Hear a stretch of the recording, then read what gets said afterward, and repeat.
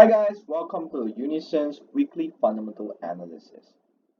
First, we'll look into USD, which is the biggest news, right?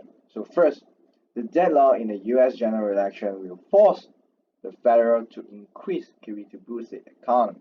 Be wary of the US index falling to 91 under pressure. We can see that the fiercely competitive US election has put pressure on the Federal Reserve, requiring it to deploy more monetary stimulus measures to support the economy when the House of Representatives and the Senate are controlled by different political parties.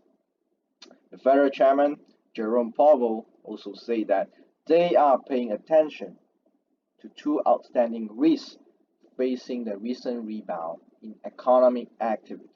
One is the increasing number of COVID-19 infections, and the other one is that the household savings are being exhausted after the impact of fiscal relief measure subsidies. So Powell also pointed out at the press conference that economic activity continues to recover, but the pace of improvement has slowed. So federal officials promised at the September policy meeting that they would support the economic recovery by setting a higher threshold for raising interest rates and hinted that they would maintain interest rates close to zero for at least 3 more years. Furthermore, the federal kept interest rates unchanged in line with expectations, reiterated the use of all tools to support the economy, and gold prices remain stable at daily highs. Okay, during the New York session on Wednesday, 6th of November, the Federal Reserve announced its latest November interest rate resolution. The Federal Reserve kept interest rate unchanged at 0 to 0.25% in line with expectations. Judging from the Federal's statement on this resolution, the Federal's language is relatively neutral, reiterating the use of all tools to support the economy before the US election results are released. Fed officials also seem to remain relatively cautious after the announcement of the resolution. The spot gold price basically remained stable at an intraday high. The US dollar index fell slightly to continue the intraday decline, and other non-US varieties still maintain a relatively strong intraday momentum. Okay, so next we'll look into the yen, the JPY. According to CNBC's recent report, Goldman Sachs Global Foreign Exchange Interest Rate and Emerging Market Strategy Co-head Zach said that investors who seek to guard against the uncertainty of the US election can invest their funds into the yen. He said that as global interest rates remain low and investors withdrew from the US dollar, the safe haven currency yen was undervalued and there was a space for appreciation.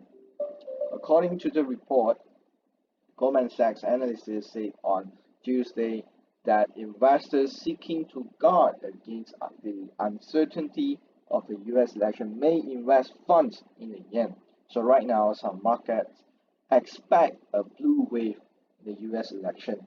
This is the result of Joe Biden defeat Donald Trump in the presidential campaign and the Democratic Party winning a majority in both houses of Congress.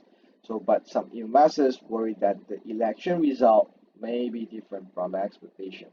So if there's no clear winner, the result of the presidential election may be questioned. This situation will lead to greater market volatility. Alright, so last but not least, we'll look into the Australian dollar. The Reserve Bank of Australia cut interest rates by 15 basis points as scheduled, announced a 100 billion US all Australian dollar QE plan, and the Australian dollar gave up Monday's gains. At 11:30 a.m. on Tuesday, which is 3rd of November, the Reserve Bank of Australia issued an interest rate decision, lowering its cash interest rate target by 15 basis points to 0.1% and announced a 100 billion Australian dollars quantitative easing plan in line with market expectation. After the data was released, the Australian dollar fell to 0.7038 against the US dollar, falling more than 0.2%, giving up the most of the Monday gains. The resolution stated that the Reserve Bank of Australia plans to purchase 100 billion Australian dollars in 5 to 10 years bonds within 6 months and reduce the interest rate on foreign exchange settlement balance to zero. It is also mentioned that despite the restrictions in Victoria, the economic recovery is underway. It is now expected that the GDP will grow positively in the September quarter, and interest rates are not expected to rise for at least 3 years. The unemployment rate is expected to remain high, but will be below 8% by the end of 2022. It is expected to be about 6%. Last but not least, it is estimated that it will take some time for GDP to reach a new level before the pandemic. It is also estimated that the GDP growth rate will be about 6% in the second quarter of 2021 and 4% in 2022. So from a fundamental point of view, the inflation rate is expected to reach 1% in 2021 and 1.5% in 2022. And next, we'll look into the forex calendar for next week. So these are the news that we need to be aware of. So remember to put your stop loss point. So that's all for today. Thanks for watching.